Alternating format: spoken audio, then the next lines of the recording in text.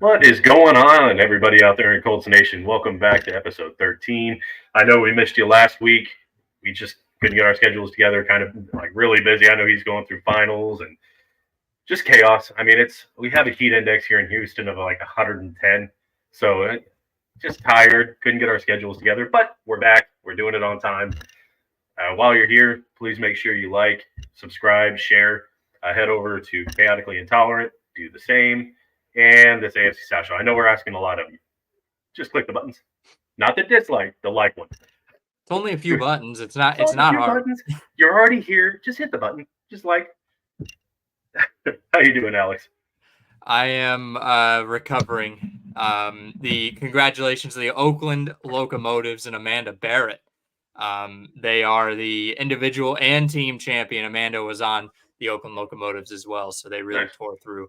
Actually, they didn't even need the finals to decide the team champion over the entire season. They had just they clinched it after week 4. So congrats to them. Oakland finally has a champion for the city, which is pretty awesome. But yeah, I'm recovering. It's a lot of people don't know the setup and the process that it took every single morning. And I'm not a morning person. Besides those days, I've been on a 3 a.m. sleep till like noon, and then be up at noon, work, continuously work, and, just follow that same schedule. But game days, I was up at 6. Usually I would go to bed at 2. So I'd be on like 4 hours sleep, exhausted. And then, the majority of our equipment was not kept at the venue. So every morning we would have to set up our electronic equipment. We would set up the arena, the tables, everything. Oh, Jesus. And then championship day was the longest. We had some helpers that were only there a couple weeks, and I said I saved the worst for you guys. This is the worst day, but we got through it. I did get eliminated in the semifinals, which really sucked by my father. He still holds. That's even worse. Holds the crown still. We're it was a tough way to lose. I'm gonna have to go to the next year with him bragging. Mm-hmm. Yeah, bragging rights. But we're gonna be setting up probably fall, winter, and spring series daily tournaments around kind of the Gulf Coast area in Florida. Jeez. Nice. So if you are in that area, hopefully we're gonna be doing that. So look out for that. And if you want to buy any merch, you can go to chaoticallyintolerant.com, buy jerseys of your favorite teams. But yeah, it's been a long 6 weeks, and I'm both happy it's over, and I'm also sad that it's over. I hear you. Yeah, I did some of those mornings when I was back in retail. I'd be at the bar until 2:30 in the morning, and then I'd have to be up at 5 in the morning to do an order. So it sucks. It's not fun. No. No, you just got to go into full caffeine zombie mode, and it is what it is. Mm-hmm. So I kind of just want to start off on a positive. It's not really football related, but it's really good for the city of Indianapolis. It brings a lot of people. Probably not as much eyes on the city as something like the Super Bowl. Mm-hmm. Maybe the same. I don't know. But they made an announcement that the next 3 major PLEs or premium live event of WWE would be in Lucas Oil Stadium. So I think it's SummerSlam, Royal Rumble, and WrestleMania. And WrestleMania is 2 nights. So that's huge. I think at the last WrestleMania, it had each day a little over 80,000 people. I mean, they probably bought 2 tickets. They said the total gate attendance was like 162,000 or something. It's probably the same people twice, but I mean that's a lot of people, and the wrestlers and everything are in the city for the whole week. For WrestleMania, they do a bunch of signing events. So if you're a fan, I'm pointing it out. Lucas Oil is going to be the spot for those 3 major events if you're a wrestling fan. And me and Curtis, we do like to watch. And I don't have a release date or anything. I don't have like a start date, but we've been wanting to do kind of a podcast on another sister channel to talk about that. So kind of guys be on the lookout. We might do it at some point. Yeah, I am personally not a massive fan of wrestling. I've tried to get into it. I definitely see like how everyone loves it. And I'm like, man, I wish I could get those juices flowing that the Colts or the Red Sox get for me. For some reason, it just doesn't click with me, which is fine. But I also love watching people enjoy stuff like that, like watching Cody Rhodes win, like finally complete the story. Oh, my camera went out of zoom. Yeah, just Completing the story. Sorry, my back just started spasming. I don't know why. Been there. But it's great for the city of Indianapolis. I know Pat McAfee's very involved with WWE. He's one of the main commentators now, man. He's fun to watch. He's out here living his best life. I have a strong feeling he had a massive hand in getting it to Lucas Oil. I know that when they were there this year, it did really, really well. I think they were there in March or February. I know they were there at some point for probably. Can't remember what it was, but it did really well. The Olympic trials are at Lucas Oil, the swimming trials, which Lucas I know Oil is a fantastic venue. It's just in general, like it's one of the highest rated stadiums. It's gorgeous. I've been there a few times. I had a blast every time. It's a beautiful stadium. There's 4 people from my hometown at the Olympic trials up at Lucas Oil right now, including I can't remember her name. She won one of the, I think she won the 400 meter medley. She's a superstar. And then obviously Katie Ledecky is like arguably one of the most dominant American athletes that we've had besides Michael Phelps. She is one of the most dominant swimmers we've ever had. And I don't want to hear any hate for her. She is an American through and through. Because I know people hate on her. They say shit like, oh, she looks like a man. Shut the fuck up. She wins gold for America. That's literally all I care about.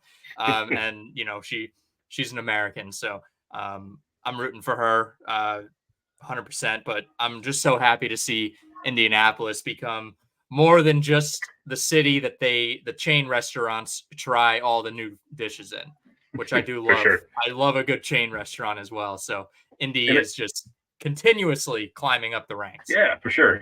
And I think, we're going to talk about this later. We do have, there was a top 100 list that was put out. I'm not going to give spoilers right now. I'm going to make you listen and wait. It'll be kind of the back end of the show. But it's a build to my point into the last segment of this list and all these events that are coming to Lucas Oil. So there's a reason for all this. But first, an AFC championship game is coming in 2025. It'll also be here in 2025. I'm just saying. Yeah. And they're going to win. Yeah. We got, so let's do, I guess, our throwback Colt player nominee. You want me to go first? Go ahead. I'm going to go Bill Brooks. Bill Brooks, I hope I haven't said him before, legendary Colts wide receiver, and ended up going to the Bills. He was a part of 2 or 3 of those Super Bowl losing Bill teams, but he powered through as a Colt in those like early 90s, those really difficult times to be a Colt. He powered through and he's remained a Colts legend. I can look up some of his stats. Actually, I do think I want to say he had a manslaughter charge. I don't want to say that if that's guaranteed or not. He played, let's see, where did he play? Oh, he was born in Boston. Perfect guy for me, actually. He went to Boston University. He was a BU grad. He was with the Bills from 93 to 95. So a really, really good time to be a part of the Buffalo Bills, I think, even though they did lose. He is a Ring of Honor. He's a part of the Ring of Honor for the Colts. He was an all-rookie team honoree in 86, and he was the NFL Man of the Year in 1996 for the Washington Redskins. He has career 8,000 receiving yards, 46 touchdowns in total. I would say he was definitely the Colts' number 1 receiver for about 6 years, so I think he deserves some honor for that. His first touchdown pass, rookie quarterback Jack Trudeau. If you've ever played Tecmo Bowl, he throws a balloon ball. The ball literally will just float up there perfect.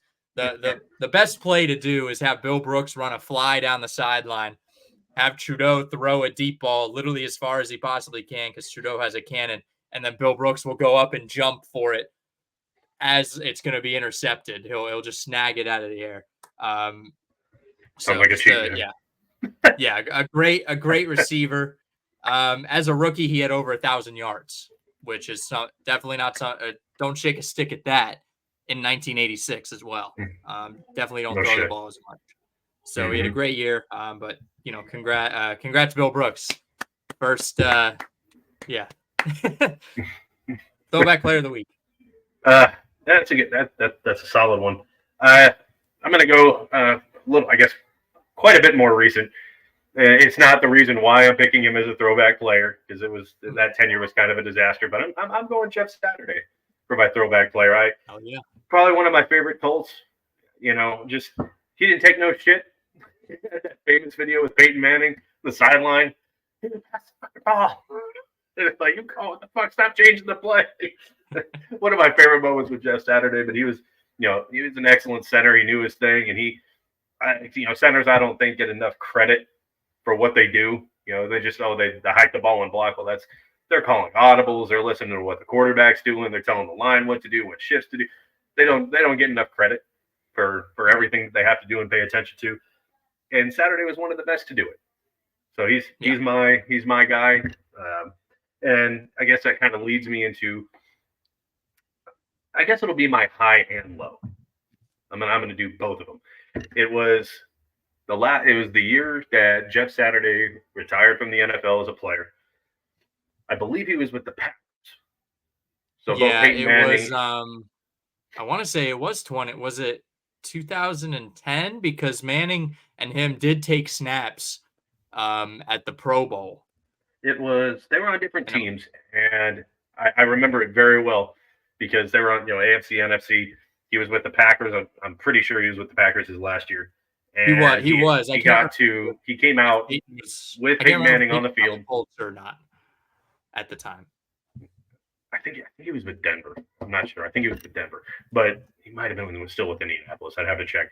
But Jeff Saturday comes running out from the NFC sideline to hike the ball one last time to Peyton Manning. So it was kind of one of those like, oh man, that's so awesome, and then oh shit, I'll never see it again. So it was just kind of one of those bittersweet. It was a really cool moment, but it's like, oh, that's the last time that this will happen. So that's my high and low. That's kind of the end of an era there, and it was a nice send off, but it kind of sucked at the same time. Like, man, people get old and it sucks. Yeah, that was in 2012, which also Andrew Luck was also on the same roster as Peyton in that Pro Bowl. Yeah, that's right. So that's right. A really cool Pro Bowl roster there, because just thinking about having so many Colts, I want to say Reggie Wayne was also there as well. I hope I'm not mistaking that. But yeah, that's pretty sure. Maybe Ty. I'm not sure. I don't know if he made it. I don't know if Ty made it that year or not. I can't remember. Trying to see. I want to see. Where's the Pro Bowl here? I know he had a few Pro Bowl seasons. I'm not sure if that was one of them though. Yeah. Yeah. I got to think of my high and low. I think I'm gonna stick with your both high and low. The Colts are actually doing a podcast series right now on it. Go check it out. After you listen to us, don't stop our show to go to listen to somebody else. Finish this. Yeah, and then go. And then go to that. Well, hold on. They're let me get even more. Finish this. Go to chaotically intolerant. Yep. Then go to the AFC, and then go to this. Okay, go ahead. Yeah, that is a perfect order. But yeah, make sure you finish this. There is a 4-part podcast that the Colts are releasing right now about the history behind the move. I mean, it's all Colts history. Hi. What's up, buddy? How you doing? But it is about the move from Baltimore to Indianapolis. I think that's the first and second episode, I want to say, and then they'll talk more about the RCA Dome and then how they built Lucas Oil into that. He wants to get his piece in. Of course, I get it. But a really cool. So I'll do our high and low as the move to Baltimore. You never want to hurt the fans of a city the way we did. I mean, the way we did it was just utterly wrong, incorrect, just not the way to do it. Part of me, Baltimore. Yeah, I mean, listen, part of me is like, maybe we should have stayed there and you give Indianapolis their own team. I mean, I think that should have been the way it was done. That was the correct way to do it. And they also the way they did it with the players. The players were just like, yeah, we thought we were either going to Indianapolis or Phoenix. We really never knew, which is just wrong in itself. I mean, you have to keep your players as informed. But listen, Robert Ursay was not known for being a good guy. Let's say that he got his start in air conditioning. I want to say selling air conditioners. Obviously, Jim was the general manager, and he was very involved with the team. He says the team was like his brothers. But Ursay was an asshole, honestly, just how he handled it with the city of Baltimore. Now we don't love the Ravens now. We have a nice little healthy rivalry with them.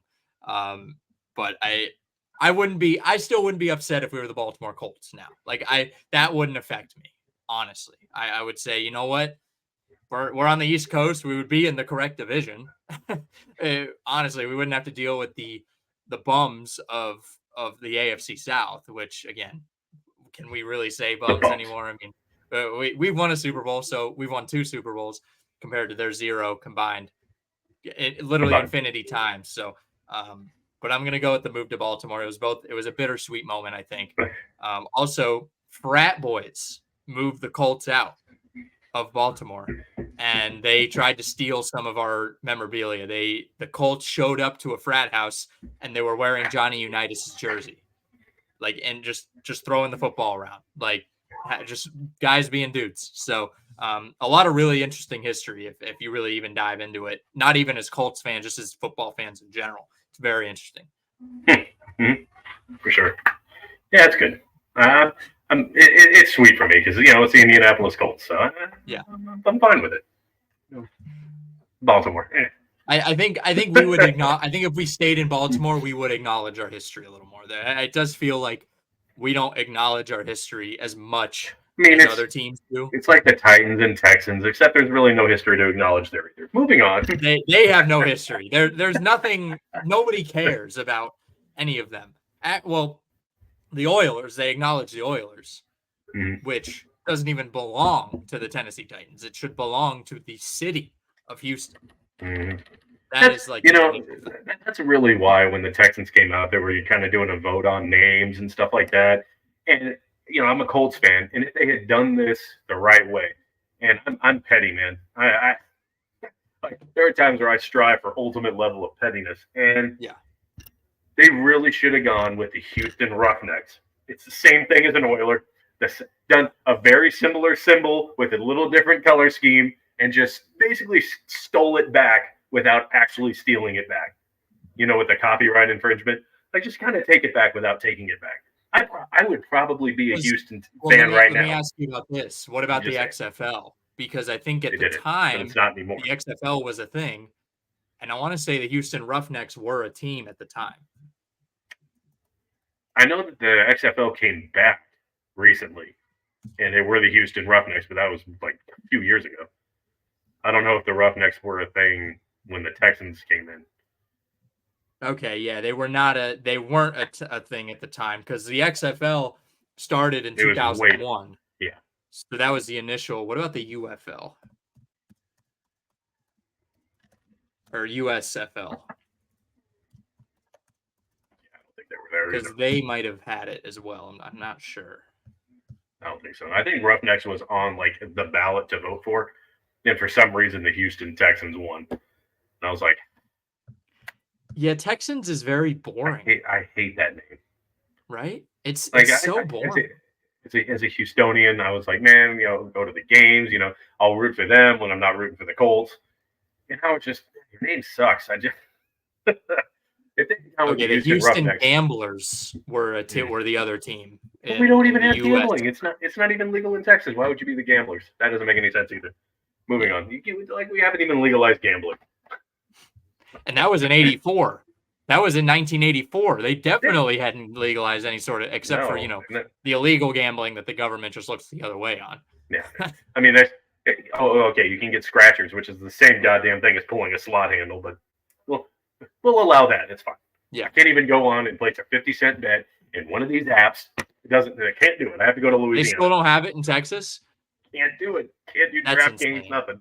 I'm so Isn't glad I didn't say Reality Texas Kings. is the state of freedom. Texas is literally the state of no laws. Like, that makes zero sense to me. I mean, I'm not riding around on a horse just shooting people. Like, that's not. Yeah.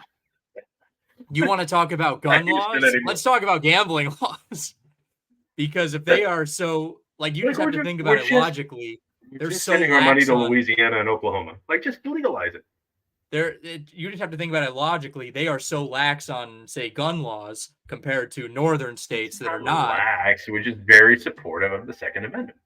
No, but in comparison to other states that are not lax on gun laws, yet other states like Massachusetts, you can gamble all you want. Texas, they're like, no, fuck you. You can't. That's crazy. That doesn't make any sense to me. Yeah, it's like I can't get on DraftKings, and it's so irritating. Like, I just want to place a 50-cent bet on this parlay that hits, I win $5,000. That's what I want, and I can't do it. Yeah. Talk about the government telling you what to do. Jesus Christ. Shit. Less government. Speaking of which, there's the debate tonight. That should be fun. Yeah. Oh my God. It'll be entertaining. Entertaining, and then I'm probably gonna get like so sick of. I'm just gonna get so irritated. I'm gonna turn it off and be like, I can't watch this anymore. It's gonna be a complete shit show. I'm just saying it. It's the whole way that it's arranged, moderated. It's just gonna be a shit show. I'm recording it, and I'm gonna listen to it at work tomorrow. I'm not staying up late. I won't be able to. I'll sit down for 30 minutes, and then I'll just be like, oh my God, these guys are absurd. so stupid. So stupid. It'll be a lot of fun. Well, you're voting for the cabinets. Like, I think that should be kind of understood. People think the president always makes every decision without everything else coming through. Like, no, the not to get political. I think this isn't even political. This is common sense. If you're voting for a vote to bring gambling to Texas. Yeah, let's do that. You know what? Let's vote to, because the only problem in Florida is our gambling is the Seminole tribe has control over all of it. So we can only vote through the Hard Rock. So you can't vote through like FanDuel, you can't vote through anyone else, which honestly I don't care. But there are a lot of other apps that offer a lot more parlays versus like the Hard Rock. You can only do a certain types of parlays, which is ridiculous. It's like, why?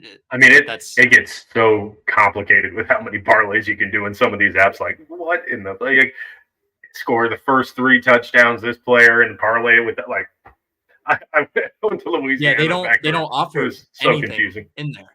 Like, and you want to talk about, which I think is an antitrust violation, although they say, oh, well, because Seminole owns it, they have an agreement.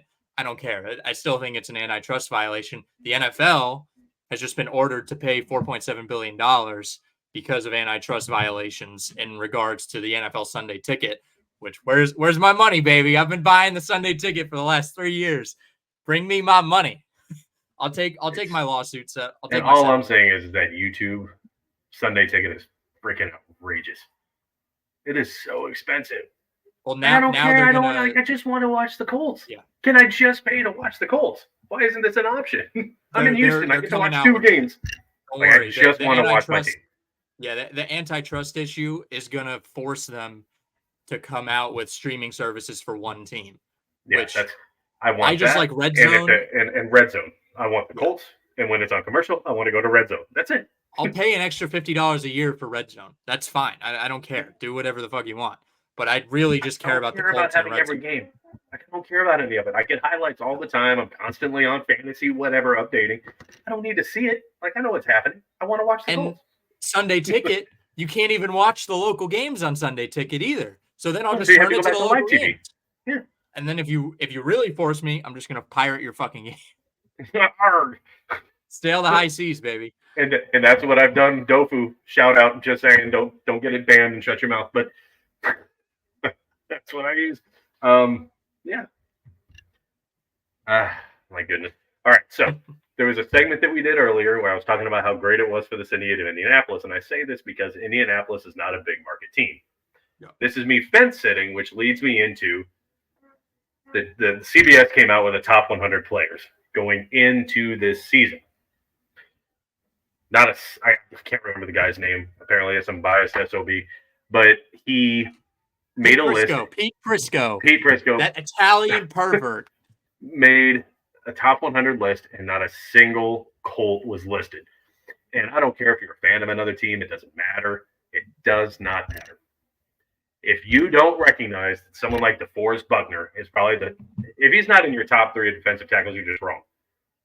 If Zaire Franklin isn't in your top 5 to 10, I mean, he almost led the league in tackles for 2 straight years. Missed one game, it was like a tackle away. Like, yeah.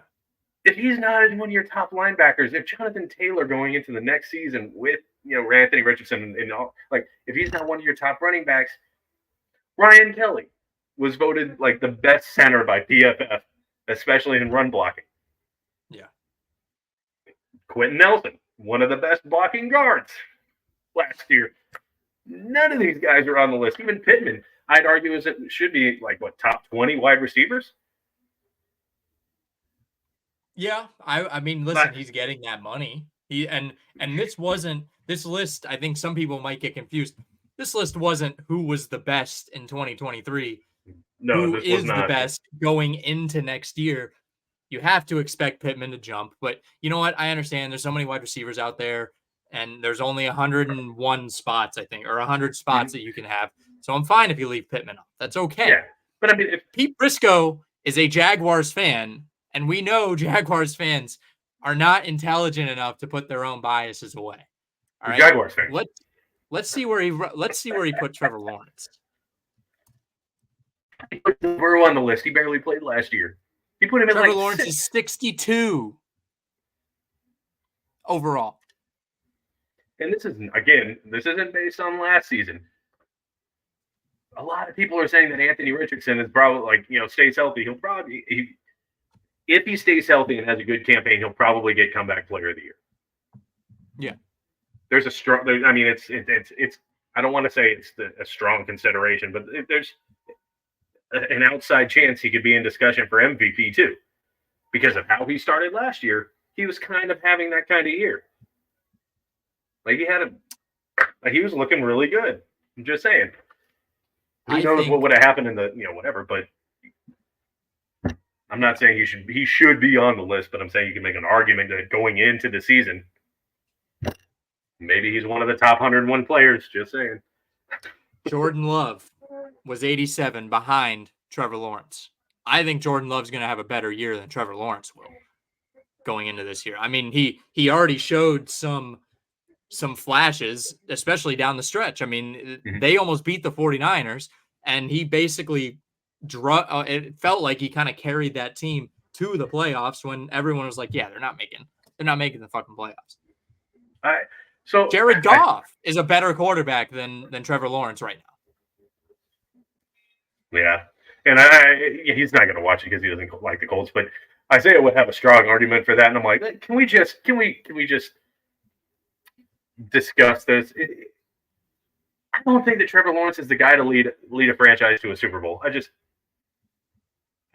don't see it. Watch the end of the Texans Jags game week 18. Look at maybe it was his play calling, and he could just be set up for failure. Peterson and man, they were like hailing his excellent play calling. The last 2 plays of that game on 3rd and 4th down to save your season, they called for this little back shoulder 5-yard out that barely goes past the sticks. But okay, if he's your franchise quarterback and he's the guy to lead you to the promised land, he also should have the power to audible out of that. Yeah, he should just know. This is a stupid ass play. This is dumb. And they ran the same play twice in a row. One time on 3rd down, I get it. It was like 3rd and mid. It was a gettable 3rd down. It's not like it was I think it was 3rd and mid. But running the exact same play again is crazy to me.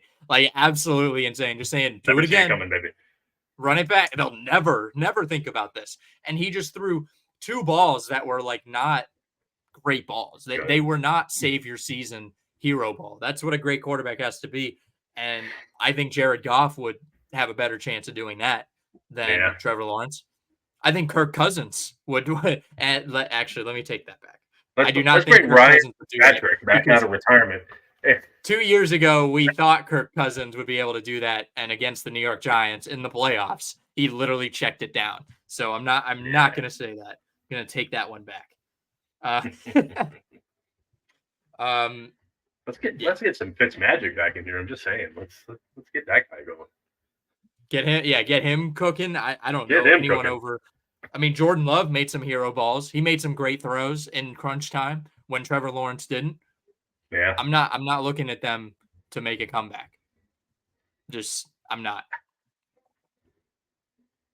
So okay, I think I saw a question, and it's got me wondering, like, would you rather have Brock Purdy or Trevor Lawrence? Brock Purdy, because Brock Purdy right now, obviously, again, this answer could change in 5 months. Mm-hmm. Right now, Brock Purdy gets the job done. He does what you need him to do. And that's it. That's all. Like, I mean, he does have a better supporting cast around him than I think. Of course he does. Obviously Jacksonville does, but you can't really make that argument because it's just like arguing over schedule in the NFL. The team plays the games that they're given, and you can't fault them for winning on the schedule that they were given. Like, it might be an easy schedule. If you want to ask the question, who is the better quarterback? Of course, it's Trevor Lawrence. He's just overall a better quarterback than Brock Purdy. That's if they're standing alone. Who would you rather have? If you set them up, let's say you put them on. Let's think about a different roster, a completely different roster. Let's think about the Bengals roster. I would 100% rather have Brock Purdy there than Trevor Lawrence as a quarterback. Just he's going to do exactly what you need to do. He's not going to do more, and you're not going to expect more. He's also not going to do less. Trevor Lawrence, you're expecting him to do so much more, and he's not going to give it to you. Yeah. When has he done it? I mean, when have we really seen it? We saw it once against the Chargers in the playoffs. Okay, maybe the week before as well against the Titans when they came back and won the division. Like, what the fuck are we doing here? Yeah, no, I agree. But I guess that leads me to the next question. Speaking as a unbiased, I'm not a Colts fan right now. Does Jacksonville have a chance to make it with Trevor Lawrence? Yeah, I mean, of course they do. I think they do. I think they have a chance. I think if you're maybe what are you talking? Are you talking about this season? Just generally. Just overall. Well, I mean, no, I guess he was a top ranked prospect for a reason. I can't see Trevor Lawrence, sunshine, holding the trophy. It's not an image that I can see. Long-haired quarterbacks do struggle. I mean, Tom Brady, when he was long-haired, didn't win a Super Bowl. And also, I'm going to correct myself. The game last year was against Tennessee, not Houston, in Week 18. But of course, I think they could do it. I mean, there was a reason he was drafted number 1, and there was a reason that everyone was like, "Yeah, this guy he was like the next Joe Burrow. He was a can't-miss prospect." There's a reason he was there. I think he does need a little bit of a better supporting cast around him. I think he has to mature more. I think we go back. I think he's going to be a guy that we're going to write off, and later in his career, he'll find success. I think that's more. Will it be with Jacksonville? I don't know. It could be with, you need a change of scenery, and he goes to, I don't know, fucking Atlanta or Tampa or somewhere like Arizona, maybe when the Kyler experiment doesn't work. Yeah. I mean, I think this all kind of leads back. You were talking about supporting cast. I think this all leads back to there's several, like a month and a half ago, where Jacksonville was saying, "Well, I don't think you do need a true one receiver." I mean, who does he really have to throw to? Yeah, give me that one. Give me that. Like, I wouldn't say the Pittman is like the elite wide receiver one, but like, who's their Pittman? Like, who's the reliable guy that they're going to get first downs, get 8 to 10 catches a game? Like, who's the guy? I mean, they're betting. You do need it. They're betting on Gabe Davis to really show out because he's been the number two. Because of Diggs, though. Gabe Davis was very good at But times. it was because of Diggs, though. Yeah. I mean, you could definitely say that. I think they're trying to do it a little different because I don't think they're looking at having like that elite number one wide receiver. You have Travis Etienne as an everything guy. How far is that going to get you though? I mean, really, how far is that going to get you?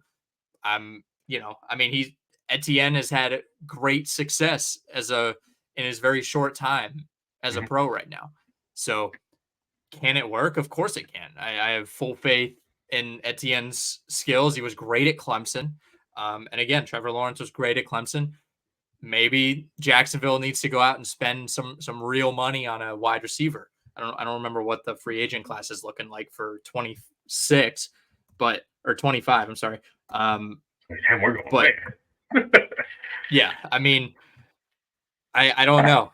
They don't have a number one. Like if you're pointing to Gabe Davis as this is definitely, or Christian Kirk as that seems like another like Calvin Ridley like failure. Yeah, I mean, that's just not acceptable, and I think every Jacksonville fan should acknowledge that. I think that's a fair thing to say.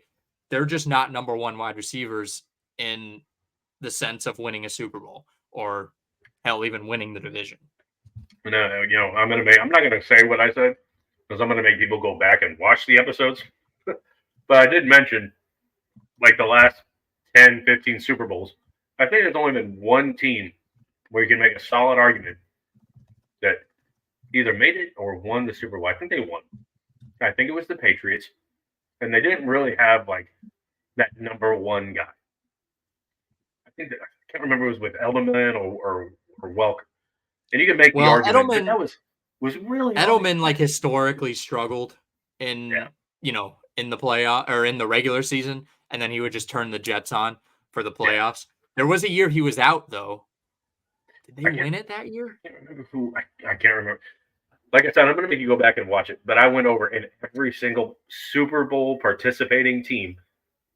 And like even the Chiefs. Okay, well, they didn't really have a number one. Well, they have arguably the best tight end of all time in Kelsey. Like he might not be a wide receiver, but he is. Pretty much every team has had that guy. And like who is Jacksonville's guy? And I'm not trying to say that the Colts have that guy either. But I think we have more of a guy. I think they've done a great job bringing in someone like Downs. I think they've done a fantastic job bringing in Mitchell. Man, he might be the next number one. You don't know, but right now Pittman, he's been very consistent, surrounded by inconsistency. I don't think this year has that. Next season, the 25-26 season, I think is going to be the do or die season because that would be, well, Lawrence has an extension through 2028. Yeah. But Diggs is a free agent next year. And I have a strong feeling he will not be re-signed in Houston because what they're doing is saying, we're going to win this now while our quarterback is on a very cheap contract. I don't know if they're going to want to pay Diggs again next year. His previous was $22 million as his AAV.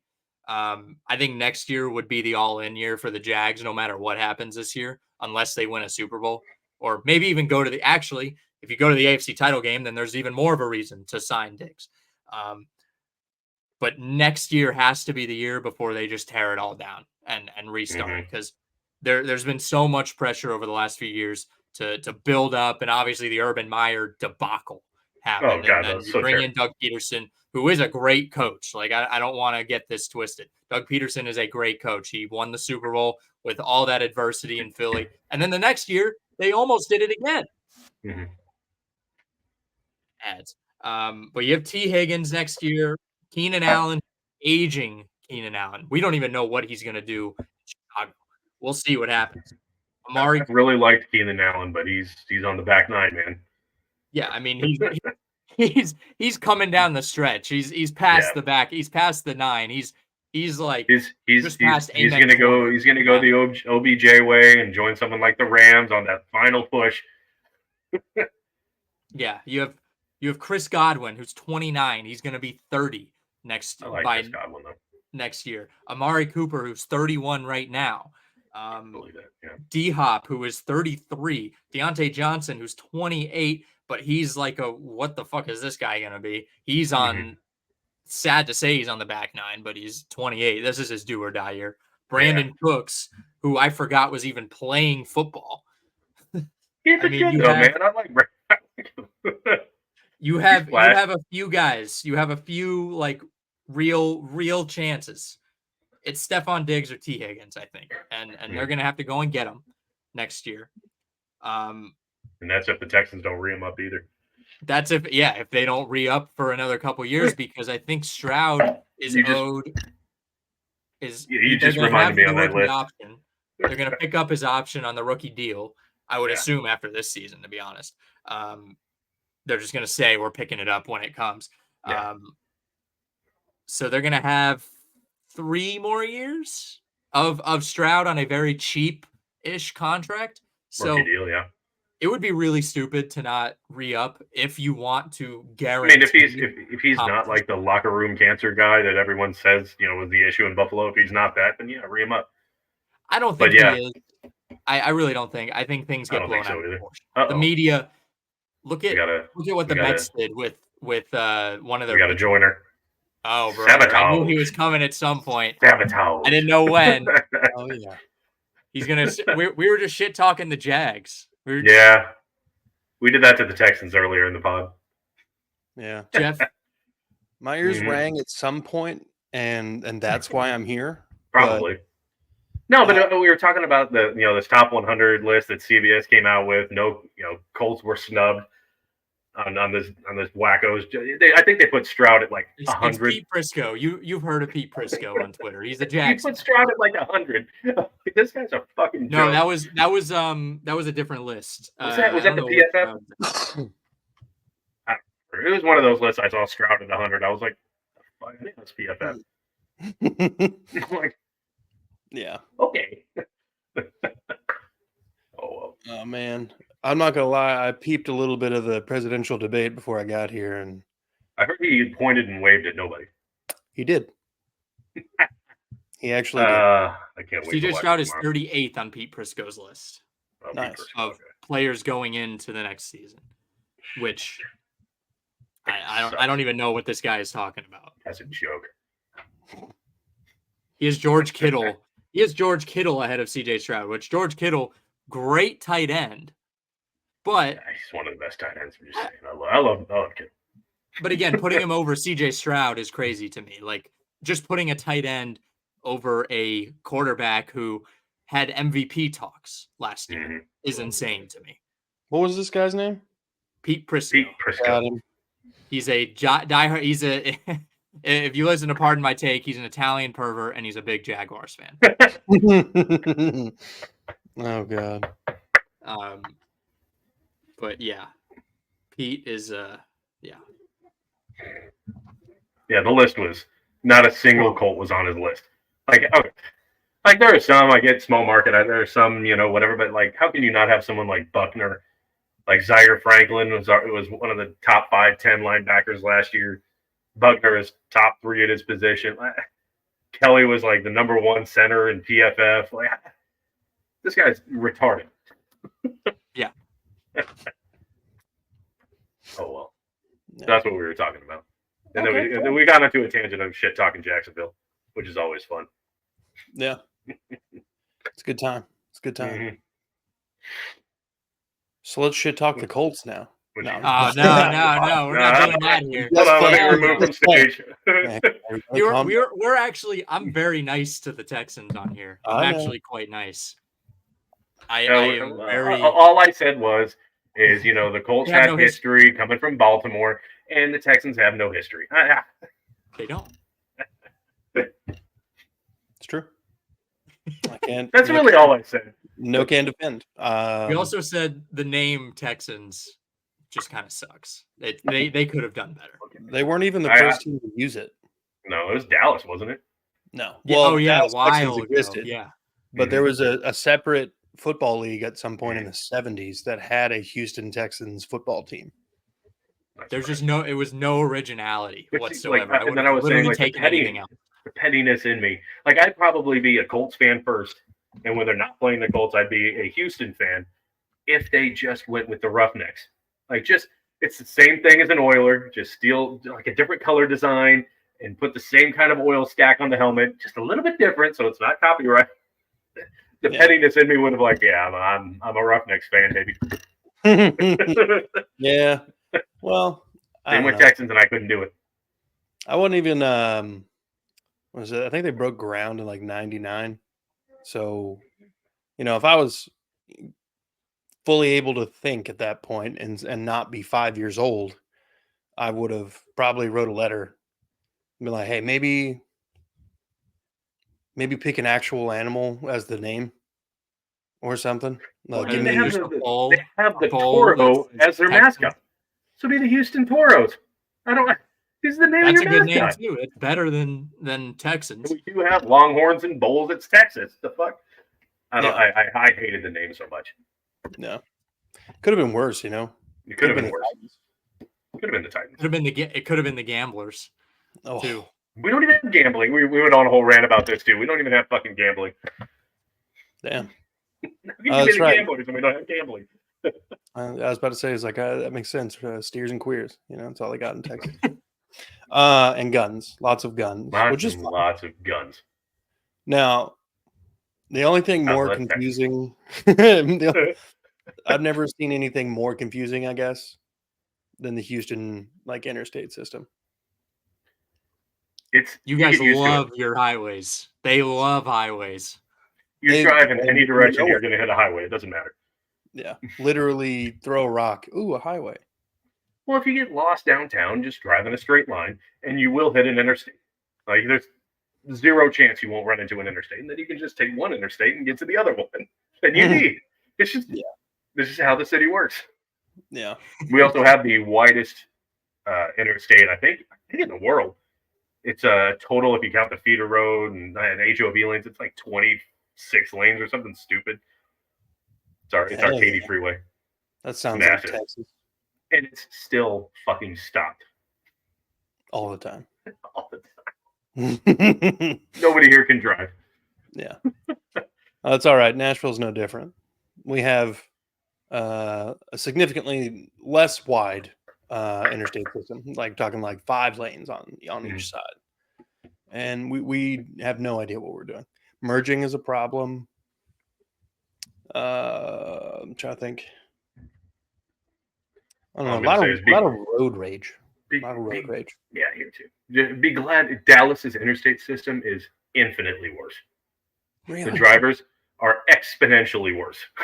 I mean, it's Dallas, so it's what you'd expect. But I'd go to Dallas twice a week in a box truck, and I could count how many. I can't count how many times I almost wrecked someone cutting me off. The merging is I hated driving in Dallas. Fuck the Cowboys. Sounds like you need to move up to Indianapolis or something. Yeah. We talked about that too.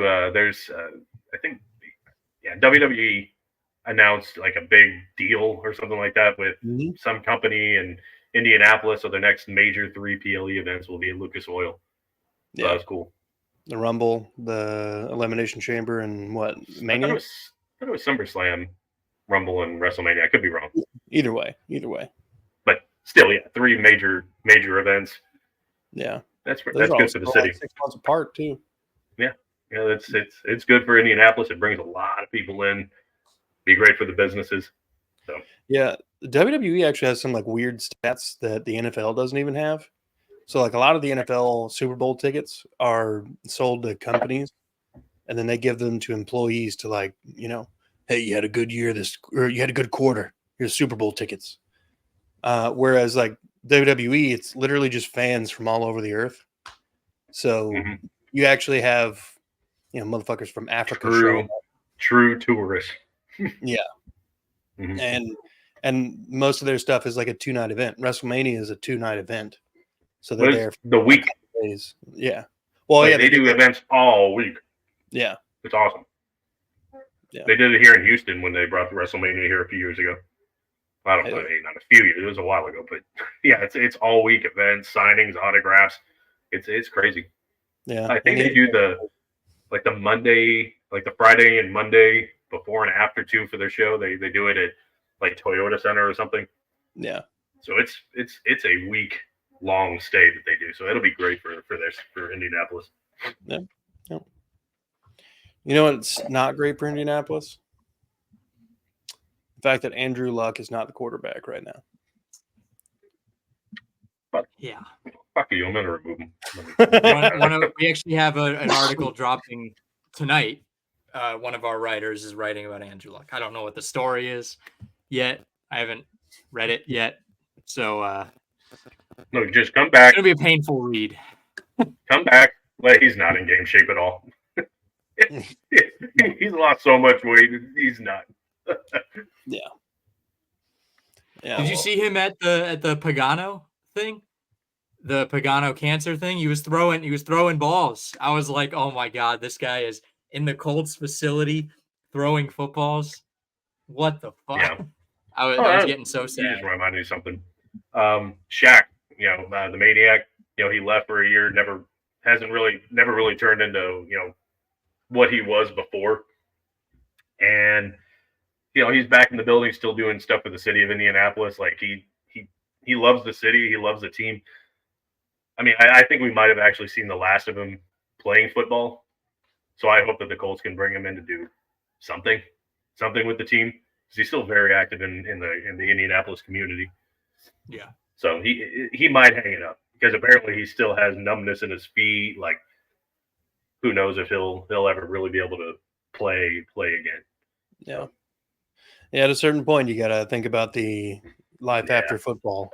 It's unfortunate that his happened so quickly. Well, we were just talking about Luck, so I guess that makes sense.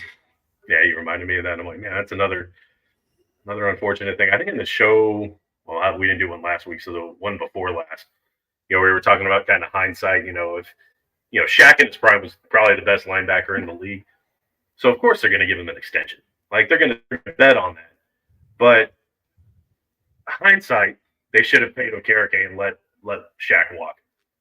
But I think that linebacker combo with Franklin and Okereke would have been. I mean, our linebackers are still really good, but it would have been pretty awesome to have those two together. Yeah. Hey, did you do that Red Bull thing? I did not. Ah, damn. Why? I just wanted to see what would happen if you chugged a Red Bull right before you got on. Just coming here and it's just like, whoa! No. Fucking sweating the whole time. Just like, all right, guys, let's talk about some. You guys ever talked about the Colts before? We're gonna do it. Over here, smelling colors and shit. So yeah, you guys wanna, talk Texans Colts. For a little bit, I do want to jump on the debate. Sadly, I want to watch that. Well, I'm recording it, so I'm catching it tomorrow. Yeah. Like a car accident. Oh my God, it is much worse than you anticipated. Like, the literal 3 minutes I got to see of it before I sat down. Just it's terrible television. There's not even an audience, so there's nobody like reacting to anything. Yeah. And Joe Biden's staring at somebody. I don't know who. Death. Well, there's not supposed to be any teleprompters or anything. Yeah. So he's not allowed to have notes, no teleprompters. He's staring at death. He's probably like standing across the auditorium with his like pickaxe.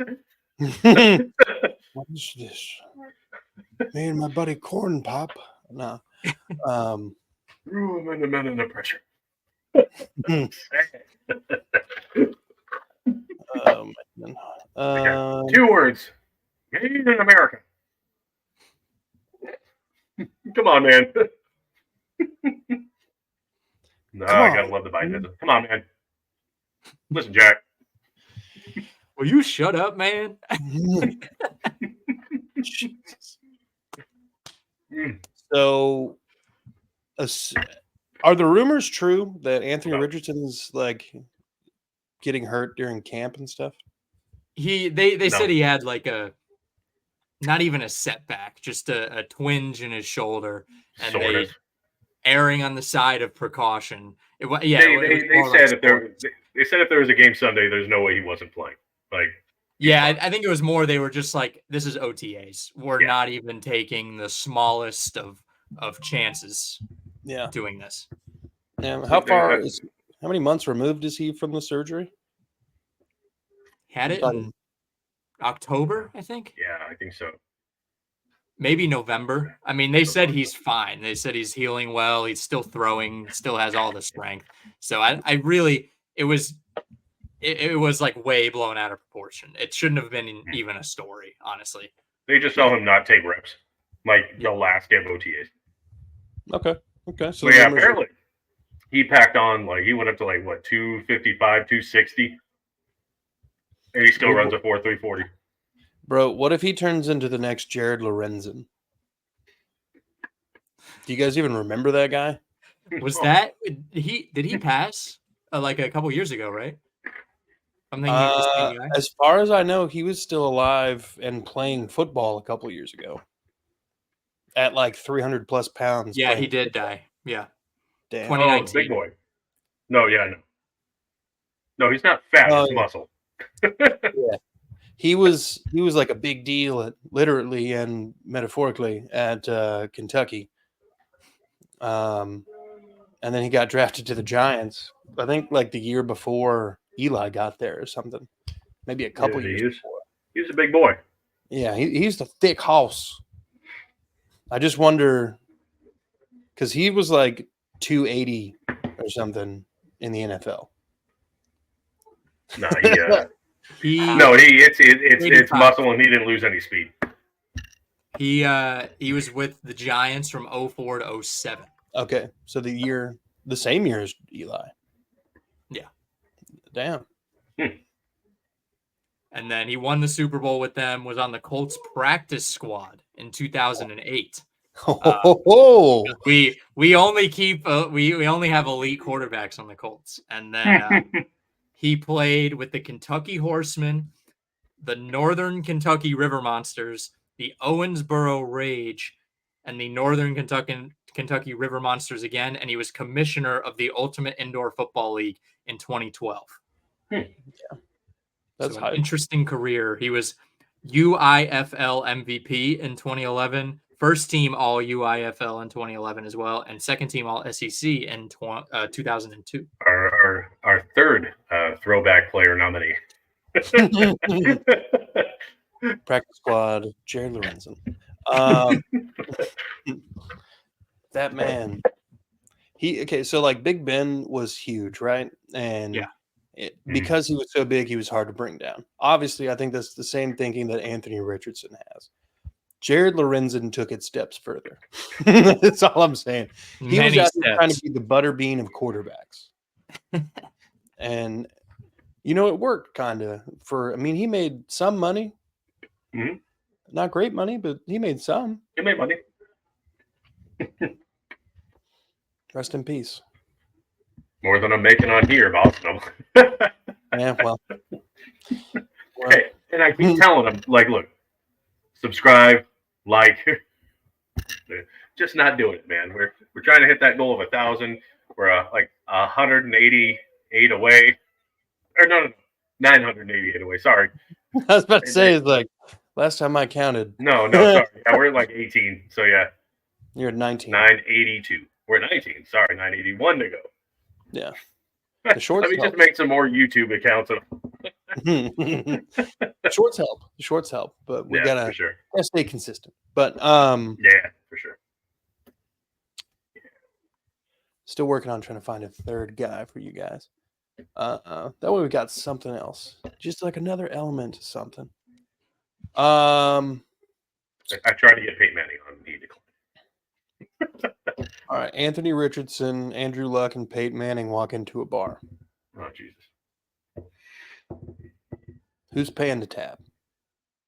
Oh, Peyton. Who's paying the tab? Who's paying the tab? Wait, Peyton you doesn't asked pay the you tab. asked Andrew Luck, Peyton Manning. Mm-hmm.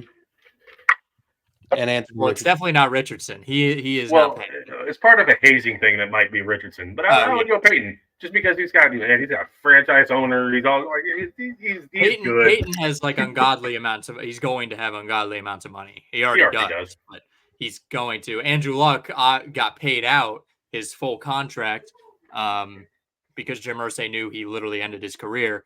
Yeah. And then Richardson has, I mean, he doesn't have no money. Obviously, he has a good amount of money, but I would say way Peyton. wealthier than I will ever be. But I'm going to say Peyton. Yeah. Yeah. Who you think could throw harder in their prime? Those three. Andrew. Really? No, man. I'd like to see him in like prime Andrew and prime Anthony Richardson. Well, I guess he's going into his prime, but I would like to see them two sling it because Anthony Richardson got a strong cannon, man. Look up his Luck's pro day at Stanford. I remember watching that, and I was way too young to be caring about a pro day, but I was like, I'm gonna check this out. And Luck, I mean, he fucking launched one, and the guy caught it too. Like I'm not saying he didn't have a cannon. I'm just saying. I think Luck has. He has a cannon too. I think he has a minute. Peyton, was that the only? Peyton didn't. I mean, he just didn't. He had a good arm, but not what these guys have. Yeah, he had the right touch. I can't have been the only person that like for a while there when NFL Network was on like all the time. I don't know if you guys had an NFL Network, but like when that happened, when NFL Network was a thing, I was watching that shit constantly. Yeah, that was the best TV on. I'd be watching. It inspired a bunch of people too. It did. Oh my God. I'm sitting over here literally just watching grown men stretch. And I'm like, oh, I could go through a wall right now. Rich Eisen got his start on that shit. The programming back then was sick. They'd literally just be sitting around the entire day talking about training camp. And I'm like, and we struggle to find topics in the off season.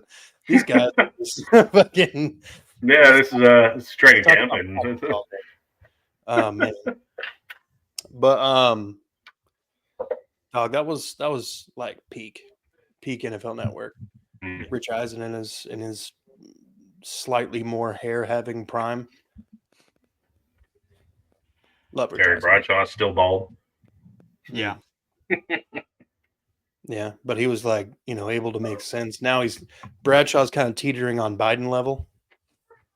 And you're just like, all right, somebody take grandpa and go sit him down. It's time to give it up, TV. Sit down and shut up.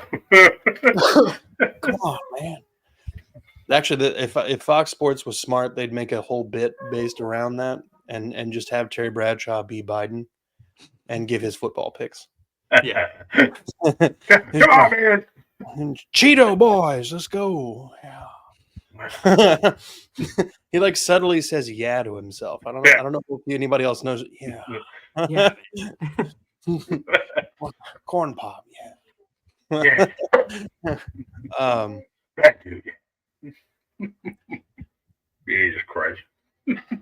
Where do you guys rank the Colts defensive line among the AFC South defensive lines?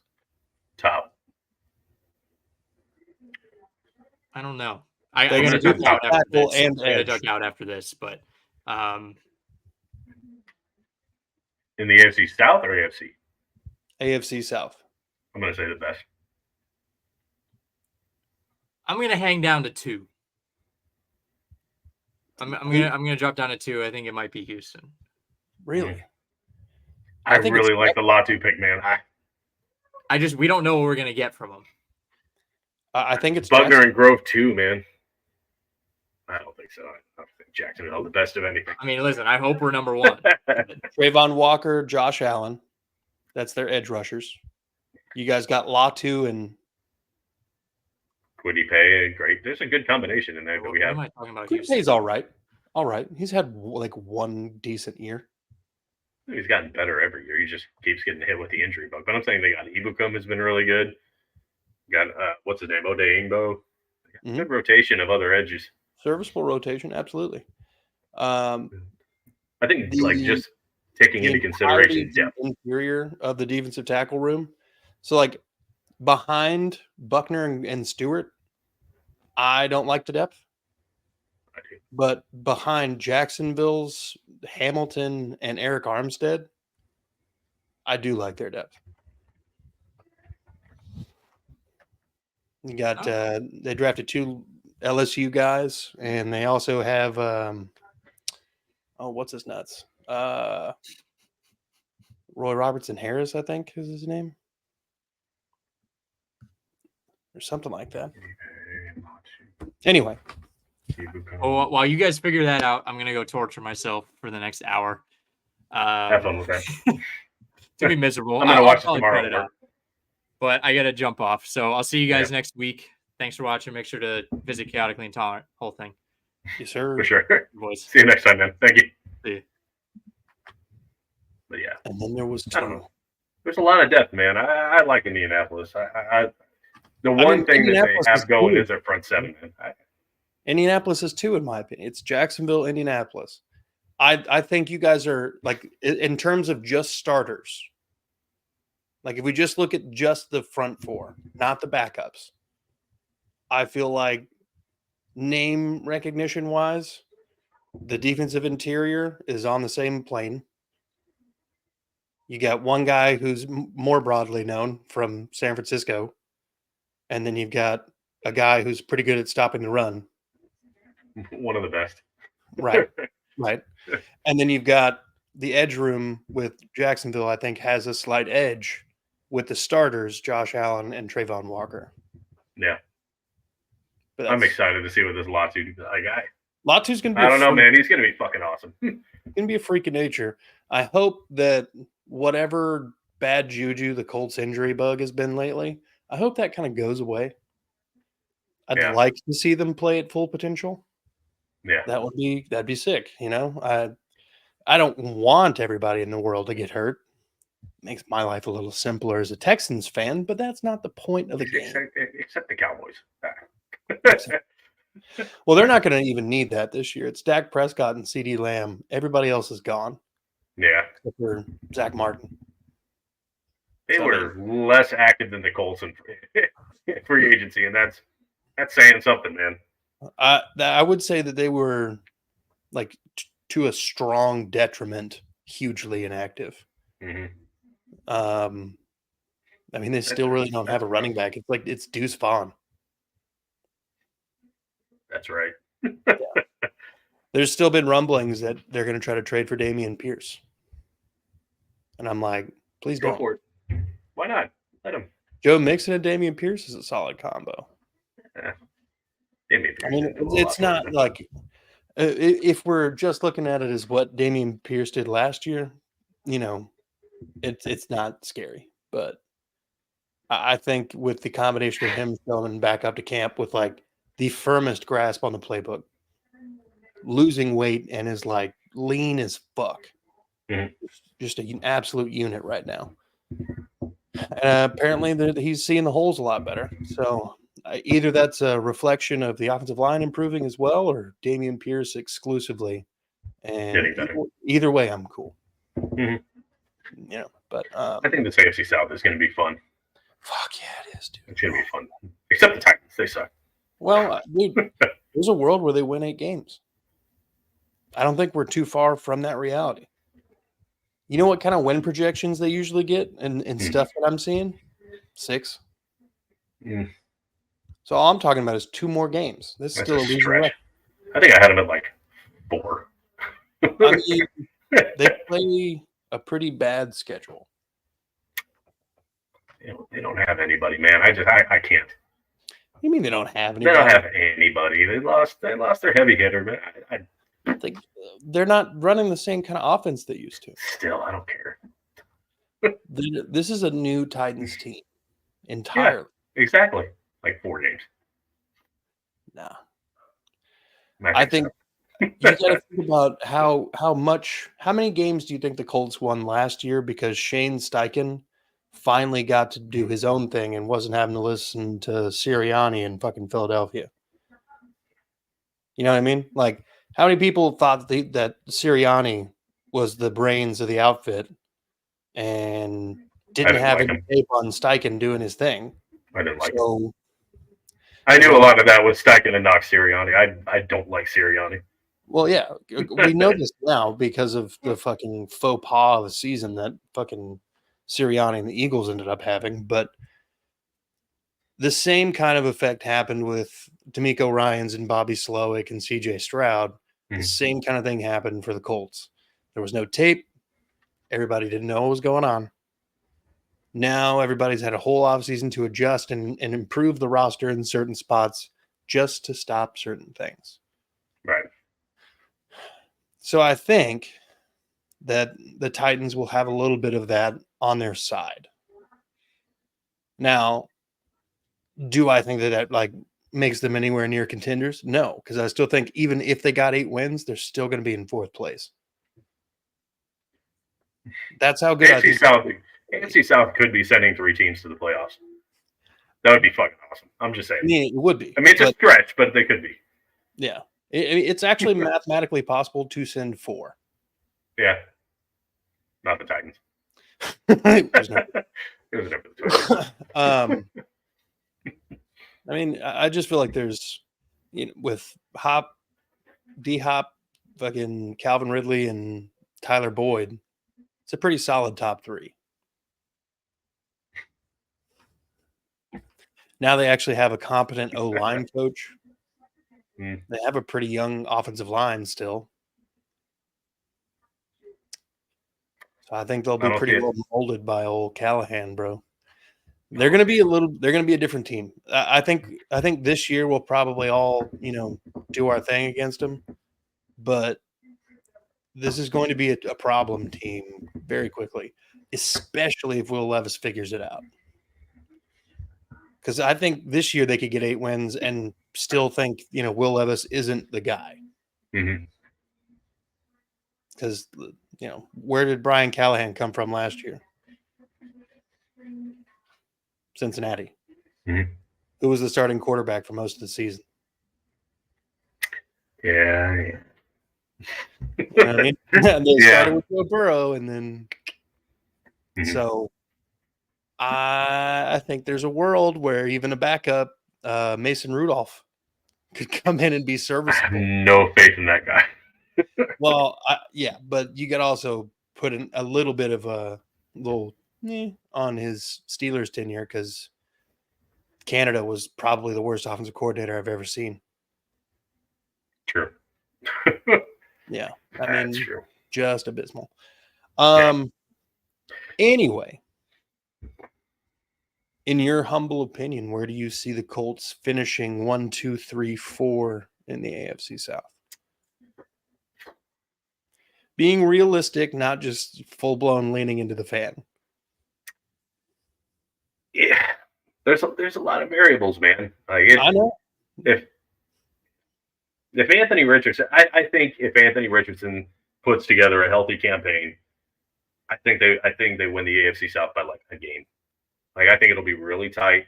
I don't think they'll be 17-0 and run away with it. I don't think anything like that. But I think it'll be like 11 or 12 wins. The next team, just a game behind that.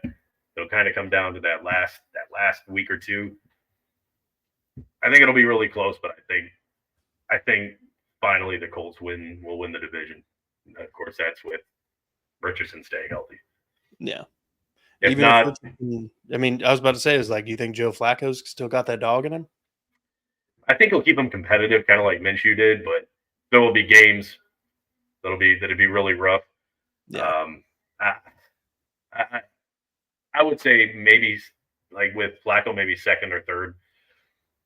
I just don't see it. I just don't see it with Flacco. Yeah. I like him. I hope he has that, that old Raven, kind of resurgence if that happens, and he just steamrolls through the rest of the season and has another historic playoff run. But he's getting up there, man. Yeah, he's pretty close to 40 if he's not 40 already. Yeah, I feel like he's been playing for 30 years.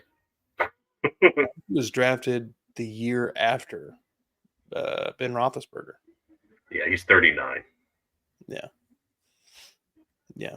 I think he was drafted in 2005 or 2006. It's nice. There's still an NFL player that's older than me. There's a couple Doesn't of happen them. often, man. Doesn't happen too often, and I'm happy. No, trying to think here. It's only going to be quarterbacks. You got Aaron Rodgers and him. Mm-hmm. Maybe a kicker. Like for a while, Vinatieri was old as shit and still kicking.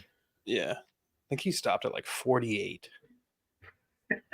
What a champ. Dude. He went like one season too long.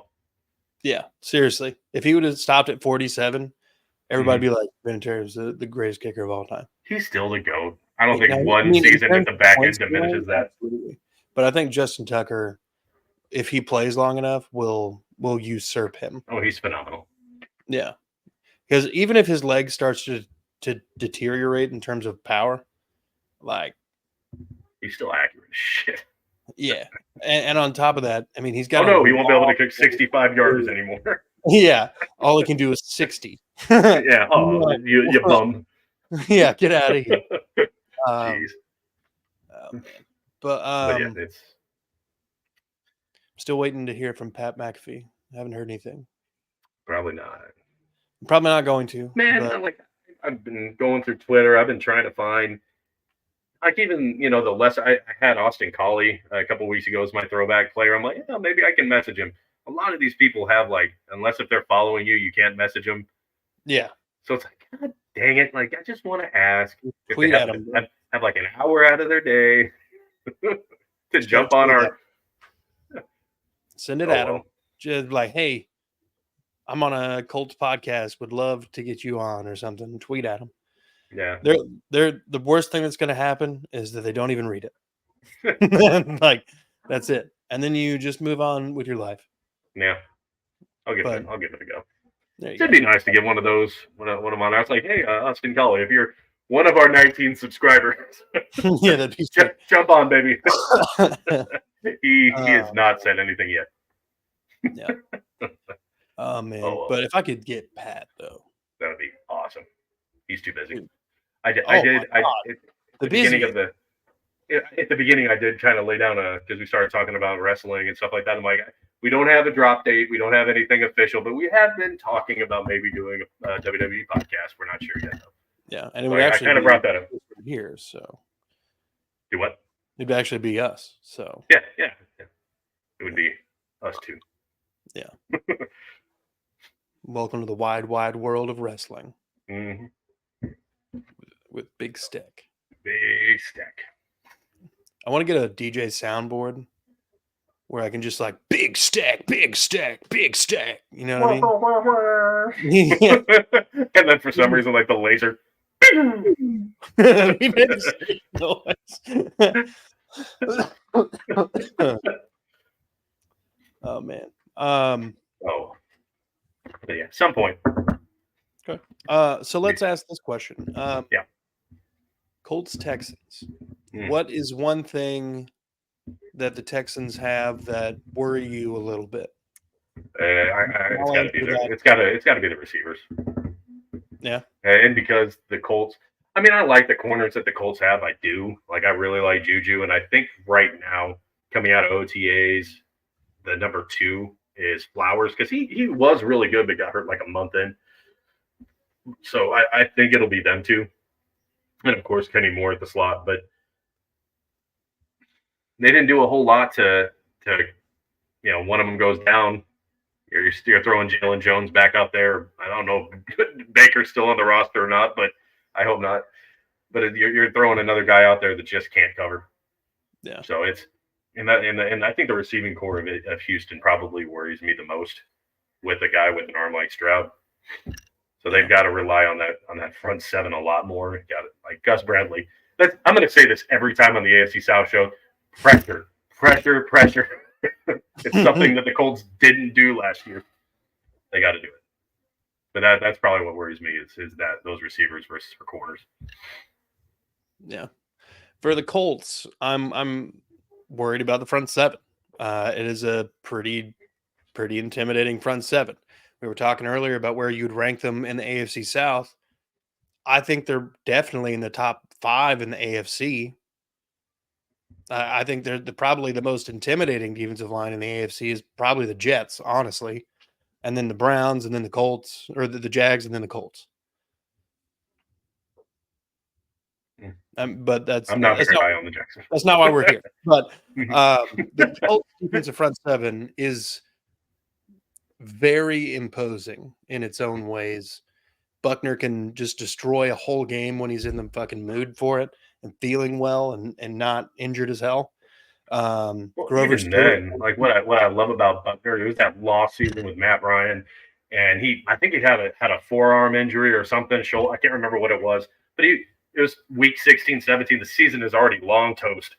He's still out there like chasing running backs down when they're 5 yards past the line of scrimmage. Like he's still out there. Like that's the leader. That's the dude that you want on the team. That's the guy. Like he could have just called it in. Fuck it, I'm not playing. And he's out there still 100%. Like every game matters. And that's something that you can't teach. Like that's just. No, I'm trying to win. Yeah. Grover Stewart's a big grizzly bear. Yeah. Kwity So Paye. I always forget about the Odenigbo guys because there's literally two of them, and they're spelled differently somehow. There's Adi. I just call him Adi. And then there's Odenigbo. There's Ibukum. Yeah. Martin. There's Deo Odenigbo, and then Odenigbo. Yeah. Odenigba. That's what it was. So I was like, how are y'all not related? I don't understand. No, but the edge room is solid. It's just a slight upgrade, in my opinion, on with the Jags defensive line. But if we don't get Titus Howard from a couple years ago to play at right tackle, and we get Titus Howard, who played left guard for us last year, he's going to be a problem. Whoever's playing edge is going to be a problem. I think we tried to address that by drafting another guard and a tackle. Tackle being in the latter part of the second round. Pretty good, solid guy who didn't even let up a sack, I believe, in his 2 years at Notre Dame. Yep. So we shall see. But that's the most threatening thing about the Colts, in my opinion. Other than I still, I need to see Anthony Richardson play more. Mm-hmm. We all do. If he does, then he would probably be the weapon. And then, of course, A.D. Mitchell, I think, is going to be solid. Yeah. I'm hoping so, man. He's probably already going to overtake Pierce. I kind of hope they use Pierce in those Deebo Samuel type, like kind of a gadget player. He's fast as shit. Yeah. Like I just hope they use him more of as a gadget player and don't just kind of bench him for the season, over Mitchell. Like he's fast. He's a good player. It's just I think he came into the NFL with kind of a raw deal. Like you had Matt Ryan who noodle arm, and then you had basically Gardner Minshew most of the time, who sometimes threw some pretty passes, and other times they were ugly as dog shit. So I think Pierce has kind of had a raw deal as a number two, but he's also dropped some. Some. He had a touchdown pass against the Texans in that first game where they tied. He dropped that one. I still remember it very well. Yeah. It was very catchable. I mean, yeah, he had a defender on it, but in the NFL, you catch it. Yeah, you got it. There's no buts about it. So it's What is one thing about the Texans that you are not worried about at all?